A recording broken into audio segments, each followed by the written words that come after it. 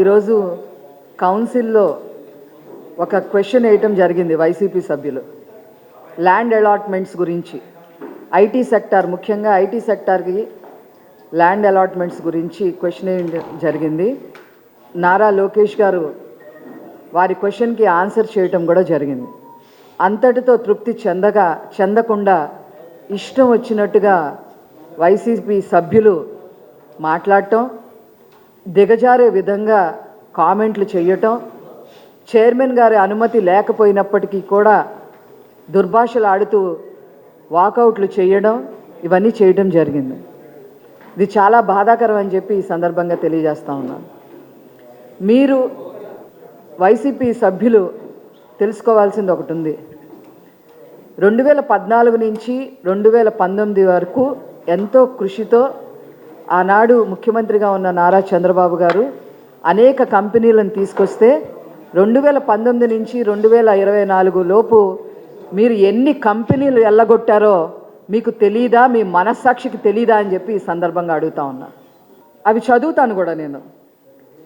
వీళ్ళ హయాంలో అమర్ రాజా బ్యాటరీ తరిమేశారు, జాకీని తరిమేశారు, సోలార్ బ్యాటరీ ప్లాంట్లను తరిమేశారు, వాల్టస్ని తరిమేశారు, మైక్రోమాక్స్ని తరిమేశారు, జిఎం మాడ్యూల్ని తరిమేశారు, ఫ్రాంకిన్ టెంపుల్టన్ని తరిమేశారు, ఆదానిని తరిమేశారు, ఏసియా ప్లంప్ని తరిమేశారు, కియా దాని అనుబంధ కంపెనీలకు సంబంధించిన వాటిని తరిమేశారు, లూలు గ్రూప్ని తరిమేశారు, అశోక్ లేలాండ్ని తరిమేశారు, హెచ్ఎన్డిసిని తరిమేశారు, రిలయన్స్ ఎలక్ట్రానిక్స్ని తరిమేశారు, బిఆర్ షెట్టి గ్రూప్ని తరిమేశారు, జువారీ సిమెంట్స్ని భారతీ సిమెంట్స్కి అడ్డుగా వస్తుందని చెప్పి తరిమేశారు, ప్రకాశం జిల్లాలో ఏషియన్ పల్స్ పేపర్ని తరిమేయటం జరిగింది, సింగపూర్ కన్జార్టియంని తరిమేశారు, టైటాన్ సోలార్ని తరిమేశారు. ఇంకా చెప్పాలంటే చాలా ఉన్నాయి.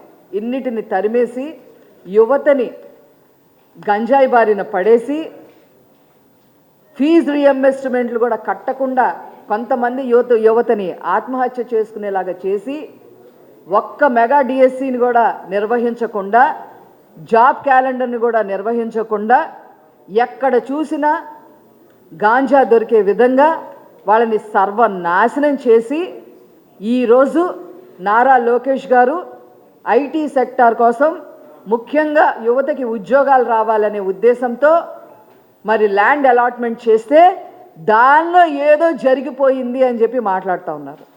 ఎలాంటి చర్చకైనా నేను సిద్ధమని చెప్పి నారా లోకేష్ గారు పదే పదే చెప్పినా కూడా వాళ్ళు కావాలని గొడవకు దిగుతూ ఉండటం నిజంగా చాలా దురదృష్టకరం అని చెప్పి ఈ సందర్భంగా నేను తెలియజేస్తూ ఉన్నా. ఒక్కొక్క గజం ఒక్కొక్క యువత భవిష్యత్తు, ఒక్కొక్క గజం ఏదైతే మా కూటమి ప్రభుత్వం ఇచ్చిందో అది ఒక్కొక్క కుటుంబాన్ని నిలబెట్టే ప్రక్రియ.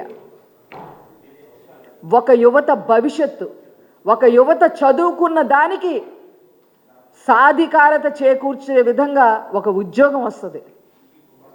ఆ విధంగా ఉద్యోగాలే కల్పనగా, ముఖ్యంగా ఐటీ సెక్టార్లో 4 లక్షల పైచిలుకు అందరికీ ఉద్యోగాలు రావాలి అని ఒక దృఢ నిశ్చయంతో నారా లోకేష్ గారు ముందుకు వెళ్తూ ఉంటే అవాకులు చవాకులు పేల్తారా? మీకు అసలు మనస్సాక్షి ఉందా? మీలాగా మేమేం రిషికొండల ప్యాలెస్లు కట్టలేదే, మీలాగా ఎక్స్ఎంపీ విజయసాయిరెడ్డి కూతురికి ల్యాండ్ అలాట్ చేసి మేమేం గోడలు కట్టట్లేదే.